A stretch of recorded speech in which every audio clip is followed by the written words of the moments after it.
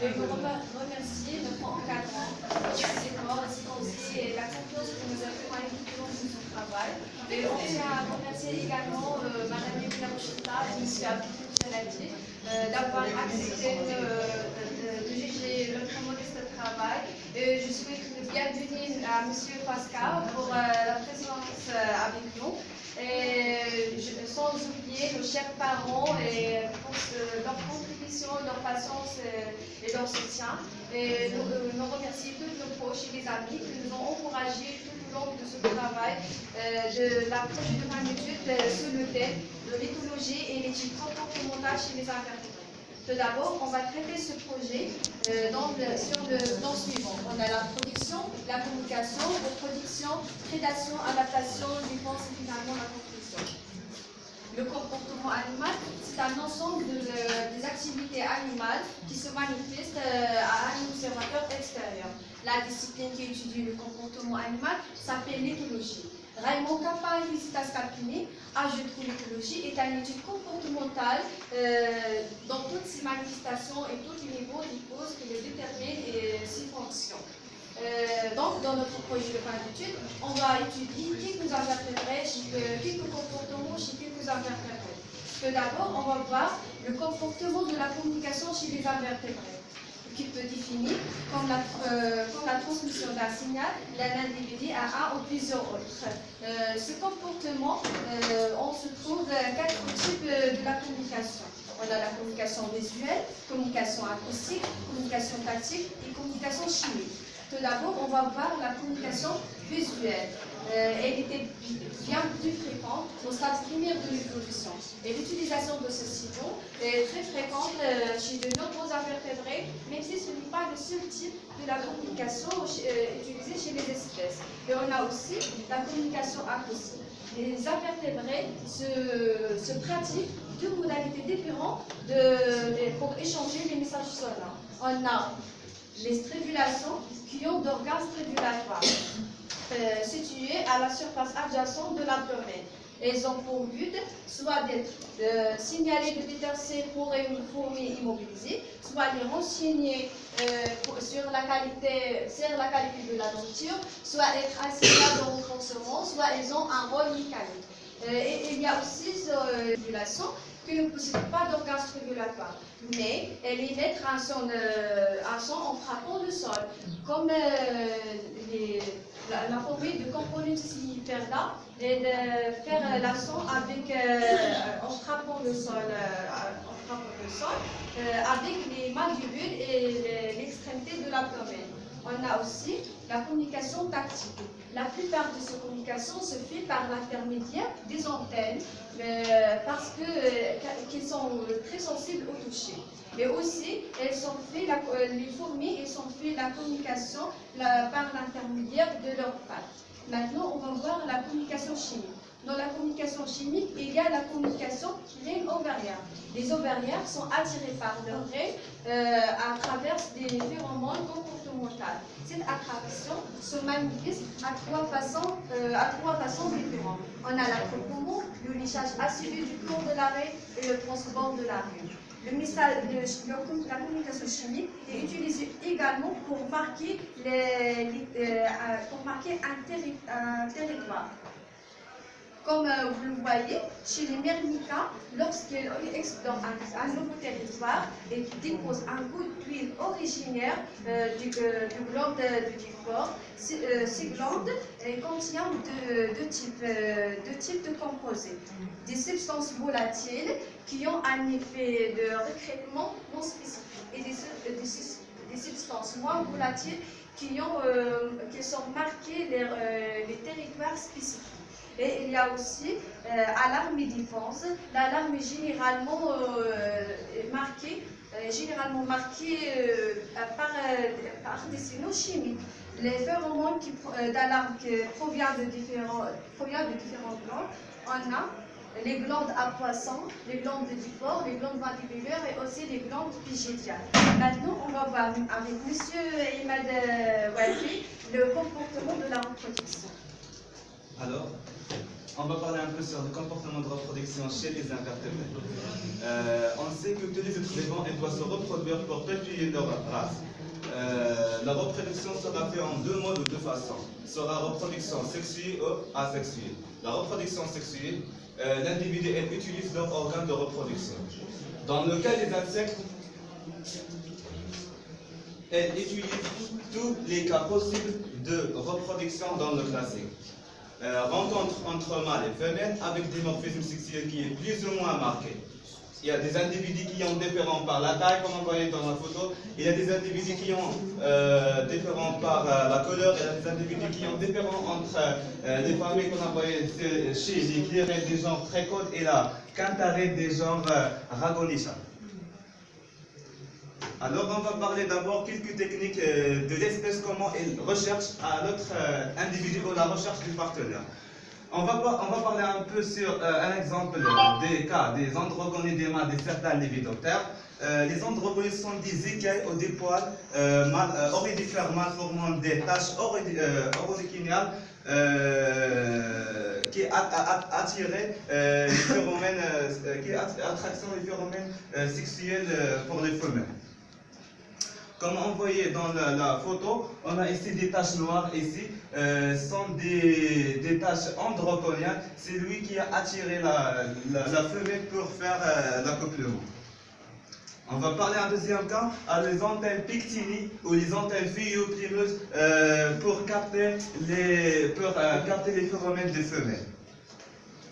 Comme on voyait chez ces deux photos, les antennes des mâles et femelles de Zantenon, monanta ou des antennes communes et le couple de Polyphylla philo. Alors on va parler d'abord sur les deux partenaires sexuels. On a des cas qui ont, les partenaires sera identiquement morphologiquement comme on voyait dans les photos. Chez cas des partenaires identiques presque des hémiptères chez le genre de Palomina parasina ou Chrysémilide testacea. On a des cas qui ont différents par la couleur ou par la taille, comme on voyait chez les hémiptères rédividés. Aussi, on a différents par la taille, on a chez les chromosomides. On a différents aussi par la taille chez les acrédés, chez les mantis religiosa. Et aussi, on a différents par le dessin de couleur chez le couple de pierre. Alors, comment l'animal ou comment l'individu est préparé leur accouplement? Préparé par une danse nuptiale ou comme vous voyez en détail, il est facile d'observer le don nuptial. Le mâle qui suit les femelles en bordant serre les fleurs au soleil et se place au-dessous d'un cubiture en effectuant plusieurs descentes rapidement bordant en la touche chaque fois. Alors, ici, à le cas de don nuptial, le mâle, il donne un cadeau pour le femelle pour attirer de faire l'accouplement. On a ici dans le premier cas, ici on a le don nuptial à l'état repos, et ici on a le don nuptial qui est à l'état en vol, et ici on a à la troisième cas, on a ici l'accouplement. Le mâle il attire la femelle pour donner un cadeau externe.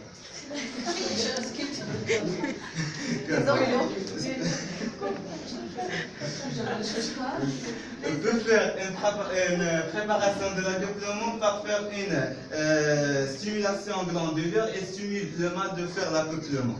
Il sécrète des glandes pour stimuler le mâle de faire l'accouplement.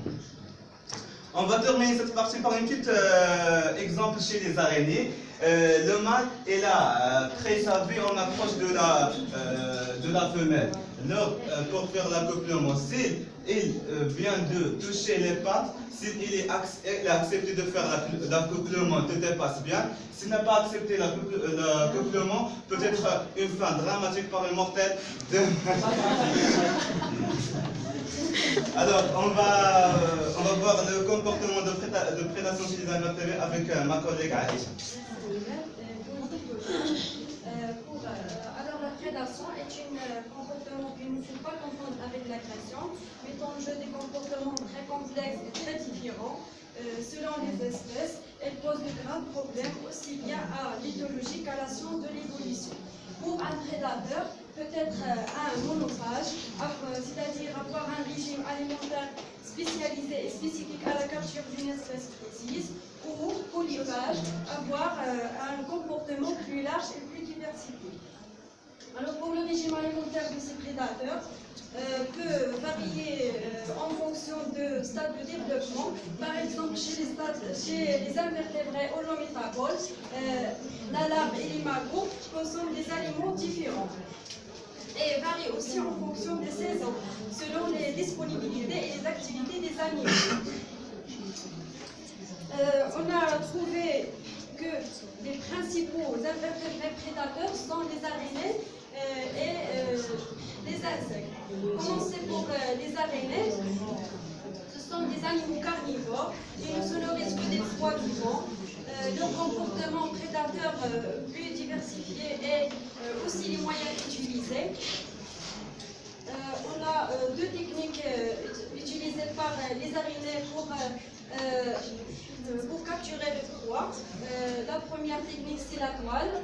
C'est une technique passive très efficace, est une technique passive très efficace pour capturer le proie qui vient s'y heurter lors de leur déplacement.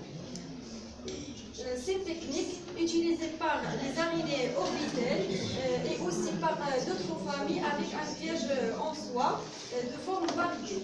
On a la toile en nappe qui est utilisée par les lignifidés et la toile en tube utilisée par les cégestridés et enfin la toile en réseau utilisée par les hyperfascinés alémaniques. Pour les insectes, la deuxième technique pratiquée par les araignées, c'est la sèche à l'affût. C'est une technique passive, mais qui n'utilise pas des pièges. Cette technique pratiquée par les homicidés et les pissolidés. Pour les insectes, on a des insectes phytophages et des insectes xylophages qui vivent. Les insectes tels que les acariens, les protodes et les colomboles vivent dans la litière de la forêt et contribuent à l'aide des micro-organismes à la décomposition et à la recyclage de micro-organismes.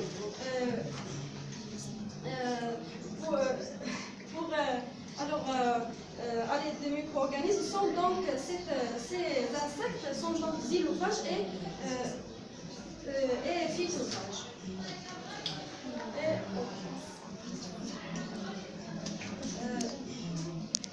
Et on a cité aussi quelques familles des coléoptères qui sont xylophages et phytophages. Au moins pendant une phase de leur développement, on a les élatéridés qui vivent dans le bois et dans le cas où ces poissons donc xylophages, et on a les bupristidés qui sont de couleur brillante. Ils vivent essentiellement dans les milieux ensoleillés à l'état adulte et sont xylophages à l'état larvaire. Et enfin on a les cérambycidés qui sont xylophages. On a pris aussi l'exemple des papillons, notamment les papillons d'huile, qui sont xylophages et héliophiles. Concernant l'adaptation chez les invertébrés, alors l'adaptation est un comportement qui permet sa survie, sa pérennité et sa reproduction, et fait grâce à trois modes: l'éthologie, la physiologie et la morphologie.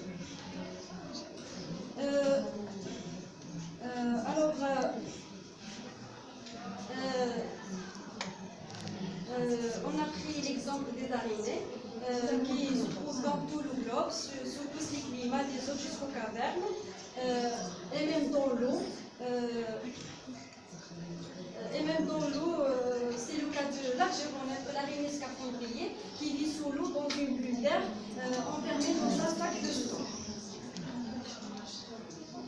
Et on a pris l'exemple des scorpions, notamment les Androctonus amoroxy, qui vit dans le sable désertique, à milieu extrême, adaptation extrême, papillon peut jeûner durant 3 ans.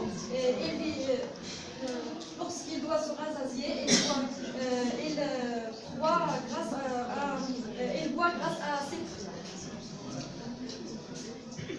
Et enfin, on a pris l'exemple des papillons. Par exemple, le phaline du boulot qui a fait évoluer ses ailes pour s'échapper, pour s'adapter à la noirceur du charbon. On a des papillons qui virent au noir pour s'adapter.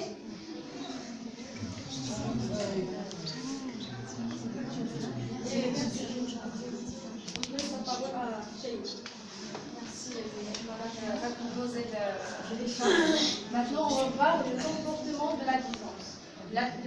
La défense chez les invertébrés se présente selon une variété de stratégies pour éviter d'attaquer par des prédateurs, comme le camouflage, le mimétisme, la toxicité et la défense active. Comme par exemple, les coléoptères qui pratiquent le camouflage utilisent la coloration uniforme pour se fondre dans leur environnement.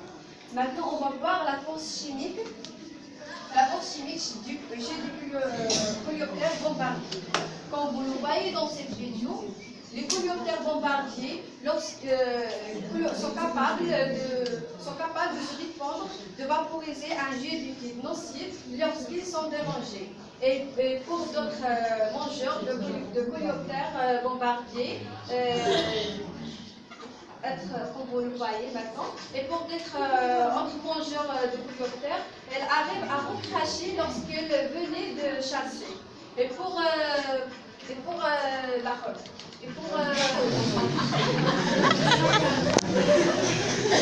Mais dans ces relations de proie et prédateur, la taille est un argument de poids. En effet, plus les coléoptères bombardiers sont grands, plus le produire de liquides toxiques sont très capables. Alors, autre expérience a permis de montrer que les coléoptères bombardiers survivent dans l'estomac du crapaud parce que le liquide de défense réduit l'effet de fluide digestif de crapaud. Maintenant, on va voir comment contenir tous ces comportements chez les invertébrés avec monsieur Aïta. Alors, on sait que le comportement animal, leur discipline, c'est l'éthologie. L'éthologie parmi les études les plus difficiles d'étudier, surtout chez les invertébrés. On a essayé de parler de quelques comportements. Il existe nombre d'autres comportements. On a parlé à la communication, comment l'espèce transmet un message à l'autre. On a parlé à la reproduction, quelques types d'accouplement, comment fait les espèces, comment faire la reproduction. On a parlé à l'adaptation, comment les espèces adaptées à un autre milieu. On a parlé à la défense, comment les espèces elles défendent pour faire. Et enfin, je veux remercier vous de votre attention. Je veux remercier mes chers collègues de m'aider de préparer cette salle, Alaoui et M. Karim Hamoumi et Asma Mourad Namous et tous mes amis. Je veux remercier mes chers profs de leur soutien et je veux remercier vous de votre attention.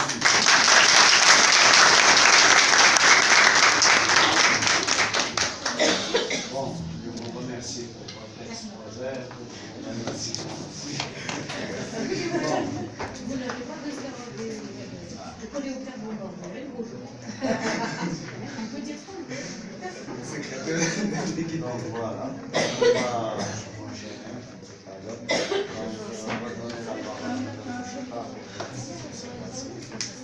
ou bien monsieur Pascal. Monsieur Pascal.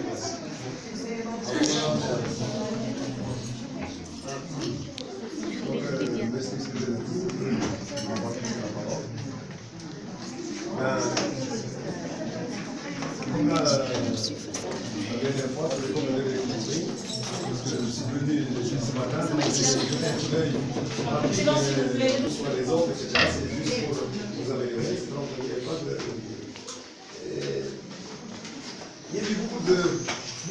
formation dans le sujet lui-même, mais il y a une remarque, c'est que tous les exemples que vous avez pris ne correspondent pas au titre. Vous avez dit comportement, écologie et études comportementales chez les invertébrés, et vous n'avez parlé que d'une partie des invertébrés, et vous n'avez pas visé des exemples dans d'autres compartiments des invertébrés.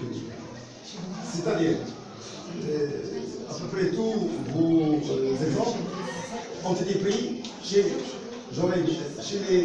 les arthropodes. J'aurais bien aimé que ce soit éthologie, c'est chez les arthropodes.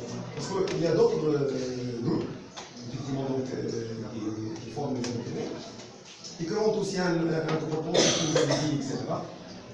Soit la vision qui est utilisée, soit la prédation, soit aussi le camouflage, ou la fuite, etc. Donc, bon, je vais signaler deux cas, juste pour...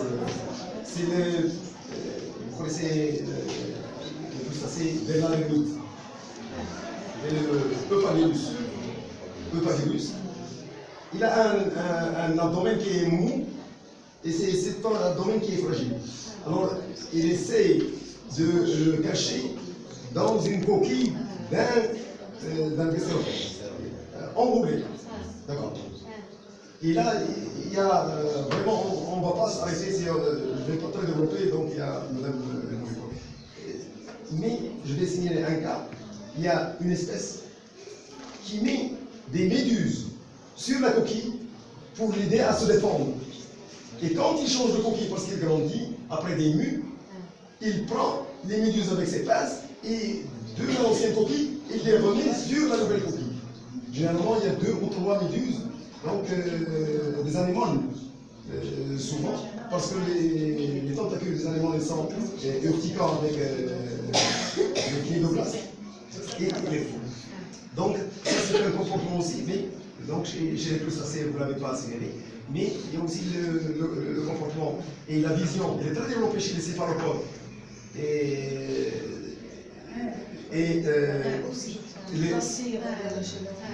Oui, donc il y a, avec les tentacules, l'octopode, l'orthobote, il se déplace tout en essayant de rester camouflé parce qu'il rampe sur le sol, donc dans la mer, et il saute et agrippe sa proie avec les ventouses. Il la ramène vers sa bouche. Les autres, par exemple le calamar ou autre, etc., ils ont une poche d'encre. Et quand ils se sentent en danger, le manteau, ils comprennent le manteau, l'encre sort, ça fait tout un nuage qui empêche la vision et ça lui donne le moment et la chance de sortir et donc d'échapper à la prédation. Donc, je viens donc le titre, je crois qu'il faut le changer. Je crois qu'il faut changer. Soit chez quelques invertébrés, voilà, chez quelques invertébrés, et bien chez les anthropodes. Chez certains autres. Chez quelques invertébrés, ce serait mieux. Oui, parce que pour ne pas trop. Je sais. Il y avait trop tellement d'exemples. Même ici, il y a beaucoup d'exemples. Pas dit que. Il y a 3 de chaque et les comparer à chaque fois. Oui. Mais c'est ça change. Chez certains. Voilà, chez certains. Mais la remarque était faite chez certains. Déjà Chez certains. Mais sinon, donc, les exemples qui ont été pris, eh ben, ils sont pertinents. Soit dans la présentation et dans le mouvement, c'est-à-dire dans les vidéos, etc., soit dans votre exposé aussi, etc. Et c'est riche, c'est très riche, et c'est bien illustré, etc. Donc, bon, il y a quelques fautes, des petites fautes, etc., c'est normal pour un exposé, etc. J'ai entendu tout à l'heure les fourmis, et il y a le contact avec les pattes, mais on n'avait pas dit le contact avec les antennes. Il y a les pattes et les antennes. Les antennes avec les communiques, et après, chacune laisse l'échange de phéromones, et chacune laisse le passage à l'autre, et il n'y a jamais de carambolage, donc chez les fourmis de l'époque, de carambolage. Donc, et mais pas Les soldats de fourmis. les soldats des fourmis et les soldats des féniques. Les soldats féniques. Celui qui se. Il est vaincu. Voilà, il est vaincu. Il se retire. Voilà, il se retire au titre. Il se blinde. Chez les, il y a beaucoup de cas aussi. Donc chez les termites aussi, il y a la casse soldat, etc. Très organisé. Donc il y a beaucoup d'exemples. Il y a beaucoup de choses, c'est très riche. On a un mémoire de fin d'études, on ne va pas faire le tour de tout La ça. richesse, elle est dans votre tête. Merci. Et comme tout à l'heure aussi, j'ai dit, donc ça va donner aussi toujours des conceptions. Mais j'espère que ça va vous aider aussi à vous améliorer. Donc, je ne sais pas que c'est Aïcha. Aïcha Al-Kham.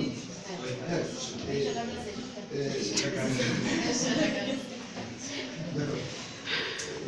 Un sujet vraiment très intéressant, vu que vous l'avez déjà reçu comme enseignement, mais pas très développé. Vous avez pris un cas que vous avez bien illustré. La remarque que je vais faire, elle a été faite par mes collègues aussi, par votre enseignant, c'est le titre, un tout petit peu, parce que le titre, elle est vraiment trop vaste. Vous avez des livres dans ce sens, mais puisque le titre va être limité, c'est très important. Ce que j'ai aimé chez vous, c'est que vous avez traité une partie que la majorité des étudiants ne savent pas. C'est que là, la litière qui est dégradée, c'est-à-dire vous avez montré qu'il y a des insectes qui constituent ce qu'on appelle les producteurs. Ça, peu de gens le savent. Normalement, quand on dit producteur, automatiquement, on pense au monde bactérien. Non, c'est pas vrai. Il y a toute une chaîne à la base qui travaille pour dégrader cette matière organique. Vous n'avez pas mis l'accent dessus, vous avez passé très brièvement, mais quand même, on a senti qu'il y a des insectes qui sont capables de dégrader la matière organique, la minéraliser, la mettre à la disposition des autres organismes, bien sûr les carnivores primaires et ainsi de suite, constituant la chaîne trophique. Bon, en reprenant votre manuscrit, pour être bref, déjà je me sens vraiment épuisée, je pense que la remarque a été faite, par exemple, le Tzvarem a fait quoi les ans? La page 4, la figure, vous avez mis figure 1 soulignée ou les 2 points soulignés à l'âge. Dans le cas, figure 2 points soulignés ou t'ahaj. Alors, on a fait M. Janati. Vous avez pris ici aussi la même page. Pourquoi je l'ai prise? C'est que l'utilisation des signaux visuels, vous avez donné l'exemple de loup. Donc, vous avez passé du monde des invertébrés au monde des vertébrés. Est-ce que c'est fait exprès? Non. S'il y a une différence, il faut mettre l'accent sur la différence. Dire voilà, ça existe chez les vertébrés, mais on peut la trouver chez les invertébrés. Là, c'est une comparaison directe, le loup. Donc vous êtes passé d'un insecte, le mammifère, vertébré mammifère, c'est-à-dire le top. Il a une similitude oui, il faut l'écrire par la suite. Tout Parce que c'était un exemple que j'ai enlevé. Mais je peux les par la suite, c'est comme la Exactement. Donc, la page suivante, c'est marqué communication acoustique. Donc, la communication acoustique, vous avez parlé de certaines pièces du cadre. Là, il faut quand même rajouter un petit schéma, une photo de ces pièces. Ça illustre mieux. Et vous avez prouvé que ça existe. D'accord? Oui, les pièces buccales, les pattes les pattes aussi. chez les grillons, chez les sauterelles. Ça va éclaircir un tout petit peu votre texte en regardant directement l'image. Donc là aussi des soulignements, des espaces qui ne sont pas bien respectés. Peut-être que le passage d'un ordinateur à un autre, ça change complètement votre la mise en ordre de vos textes. Il y a aussi là, je vois la page 3, le grand 2, et le texte vient dans des petites remarques qui ne sont pas méchants. Ils ne sont pas méchants, parce que là aussi, au niveau de la page 7, la même chose.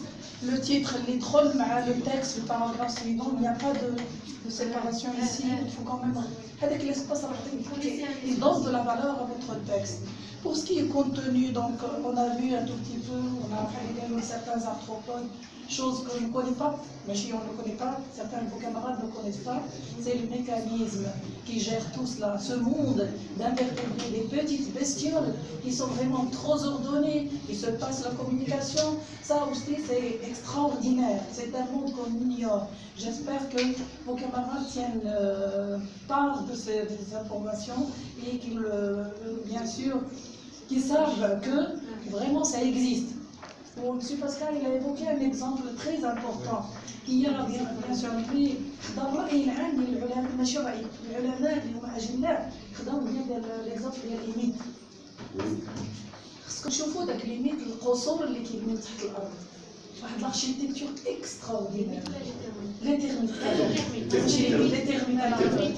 سي دي شعرونيه داك لي تيرميت شوف شحال عمرك شفتوا ديك القصور المبنيه السواري مي بوكو بلوز امبورطون لي تيرميت كثر وعطاو لي تصوروا سي كو داك لاركتيكتور ديال لي تيرميت خداوها دي جون بور كونستروير دي فيل tellement c'est bien organisé, les feux rouges, les ruelles, les routes. Pour prendre le schéma. Oui. Ils ont versé chez Raja ou... Pour compléter, effectivement, pour compléter l'architecture des techniciens, elle est construite pour économiser le moins d'énergie. Soit contre le vent, donc c'est mince, soit contre le soleil, effectivement. Donc, sont construites dans le minimum de consommation d'énergie. c'est que حشرة بسيطة شنو التسجيل هو الإنسان كيستافد منها قال لك ويظهر سره في أضعاف خلقه الله سبحانه وتعالى.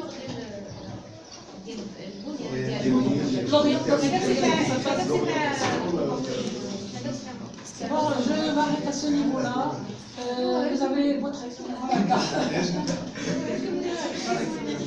Donc, l'exposé a été clair, vous avez respecté le temps, vous avez fait un effort énorme pour déjà donner un squelette et un corps à votre exposé, à votre travail. On vous remercie, on vous félicite aussi. Vous avez respecté le temps, je vous souhaite une bonne continuation et de la prospérité par la suite. Je vous rends la parole, M. Janet. Merci Madame pour votre observation, effectivement, je remarque aussi. Donc, en ce qui me concerne, donc, je rejoins l'idée de moi, bien sûr, c'est qu'au niveau du type, donc, il faut ajouter pour certains une manière On a certains acteurs. Parenthèse, on a exemple chez les acteurs. Voilà, c'est voilà, léger et exemple pris chez les intervenants. Parce que les interventions, je pense que c'est voilà. Donc, pour la forme de votre manuscrit, donc on a la page globale, on a le résumé de la source, bien sûr. Donc, toujours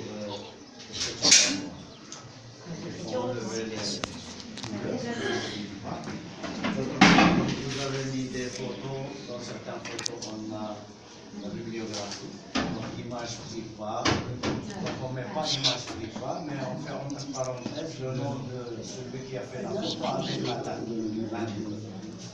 Par exemple, Williams 2002 ou bien 2000 tout simplement. بغيت تزيد غير ديال شويه باش يبان حتى avec l'année. Mais en plus de ça, donc il faut, chose qui est très importante, il faut compléter notre bibliographie. Donc la bibliographie là, il n'est pas complète. Donc rien que donc il est parce que vous avez les noms au niveau des figures, mais vous ne les avez pas au niveau de l'article.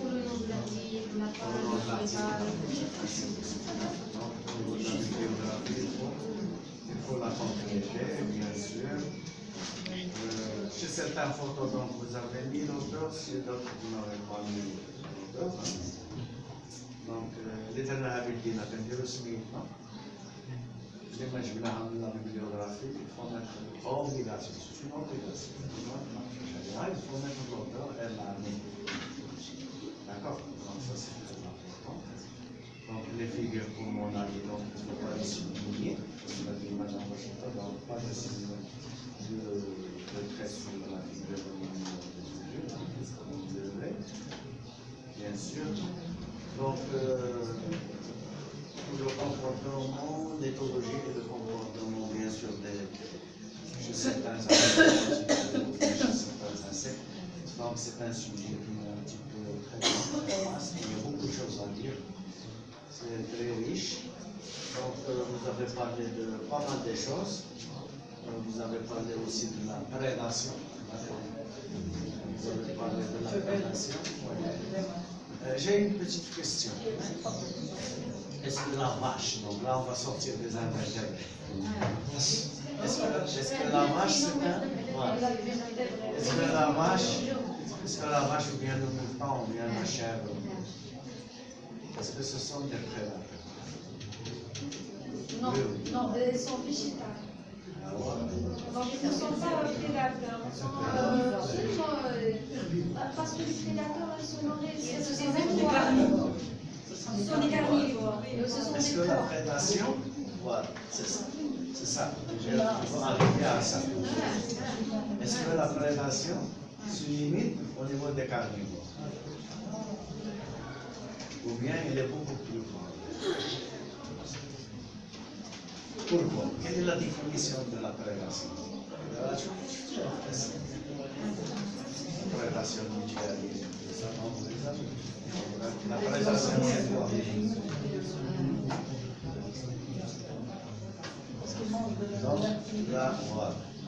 Donc la prédation, c'est un organisme qui se nourrit d'un autre organisme vivant. Alors je me demande, c'est un organisme, un insecte, un organisme. Un organisme animal ou un organisme végétal. Même un végétal, il peut être ah oui. Donc, déjà des animaux vivants. Vivants. Donc un organisme. Des animaux Donc un prédation.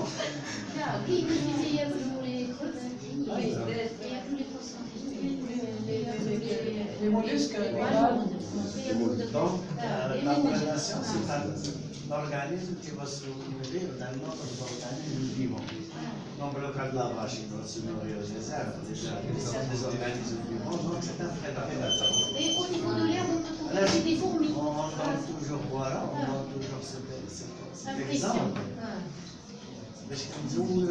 La prédation, le cannibalisme, Ça n'a rien à voir avec l'agression. l'agression, on délie.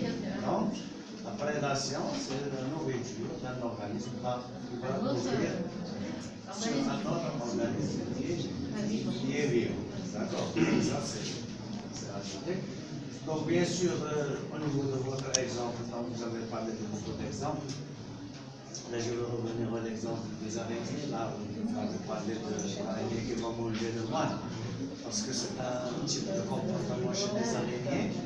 Donc, les araignées avant le couplement, dans la majorité des araignées avant le couplement, le mâle va donner quelque chose à manger aux femelles.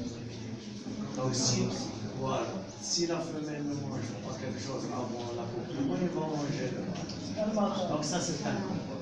Voilà, c'est un comportement, il est comme ça. Donc, le mâle, avant de s'approcher du femelle, lorsqu'il met son étoile, donc il faut qu'il apporte quelque chose à manger. Si on n'apporte pas quelque chose à manger, il va manger le mâle. Voilà. C'est un type de... Il doit inhiber son Voilà. instinct quand même. C'est un type de comportement. Bien sûr. Au niveau du comportement, puisqu'on parle de l'éthologie, donc il faut toujours focaliser ou bien se baser sur les organes du sens d'une façon générale, parce que c'est une communication qui se fait entre les animaux, entre les végétaux. Même les végétaux, ils communiquent entre eux, à travers les racines, à travers les substances qui libèrent, par exemple. Donc il y a toujours une communication, que ce soit entre les animaux et les végétaux, soit par des organes du sens, soit par des substances chimiques chez les végétaux, principalement chez les végétaux, ou bien par les phéromones ou bien des substances sécrétées et excrétées, soit par la peau, soit par les organes internes, chez certains insectes et chez certains animaux. Voilà. Donc ça, c'est les phéromones. Il faut se baser sur les phéromones, parce que les phéromones, les produits chimiques, voilà, des produits chimiques avec lesquels ils communiquent, comme le cas par exemple des abeilles, donc ils communiquent avec beaucoup de choses, avec la danse, avec la danse en huile, avec la danse en rond, avec les phéromones. Donc l'araignée, donc il calme les ouvrières et les trucs avec les phéromones, bien sûr pour qu'elles les gardent au niveau de la ruche, ainsi de suite. Donc les phéromones, ce sont des substances qui sont très importantes pour les communications. Donc, à propos des communications et à propos de ça, donc on peut signaler aussi que si vous avez peut-être oublié, ça ne rentre pas dans l'exemple, c'est la phorésie. La phorésie, c'est un moyen de communication. Ou bien la phorésie, c'est le transport d'un organisme par un autre organisme. Ça veut dire un insecte, il va procurer un autre insecte pour le transporter. Pour le transporter, sans le gêner, sans rien du tout. Ça s'appelle la phorésie. La phorésie, c'est une sorte de transport qui se fait entre les insectes, si vous voulez. Et ce transport-là, à l'origine, on va le faire au monde. C'est une communication entre eux. L'exemple qu'on dit toujours, chez les coprophages. Les coprophages, où les coléoptères consomment, ou bien qui se nourrissent des déchets des autres organismes. Donc, ces organismes-là, ces coprophages, donc une fois dans une matière organique, ils sont en train d'enfouir dans le sol, soit pour fertiliser le sol, soit pour consommer. Donc c'est pour cela qu'on les appelle les coprophes. Donc à l'intérieur de cette matière organique, qu'est-ce qu'on trouve? On trouve aussi les acariens. Et les acariens, donc ils ne possèdent pas d'aile, ils se déplacent, ils marchent, ils sont très petits. Mais on les trouve un petit partout. On les trouve partout. Partout. Parce qu'ils sont transportés par les autres insectes, par ce phénomène-là qu'on appelle le phénomène de phorésie. Et ce qui est marrant là, par exemple, si on prend la matière organique, si on prend la matière, voilà, ce sont les coprophages sont des transporteurs des acariens. Et ce qui est marrant là, gratuit. Et ce qui est là, ce qui est important là, c'est que quand on va les trouver dans une matière organique, en train de se décomposer, on trouve les coprophages et les acariens. Et les acariens, à travers, c'est ça ce qui est important, à travers les phéromones, ils savent exactement, à quelle heure exactement, le coprophage, il va quitter cette matière organique pour aller chercher une autre matière organique. Ça veut dire, les radicaux viennent des coprophages, c'est des acariens. Les acariens, qui affouchent pour dire, ils bougent de la matière organique. Donc, ils s'accrochent. Alors, le phénomène, ils s'accrochent par quoi? Par la communication. Par la communication à travers les phéromones. Ça veut dire que le coprophage, avant de quitter la matière organique, il va diffuser la substance. Et il y a une phéromone pour dire aux autres qu'il va partir. Et les autres, ils vont recevoir le signal, ils vont le prendre comme taxi ou comme bus, et ils vont partir vers une autre destination, et c'est ce qu'on appelle la phorésie. Voilà. Et parmi la phorésie, il y a des insectes qui sont de bons transporteurs et des insectes qui sont des petits transporteurs.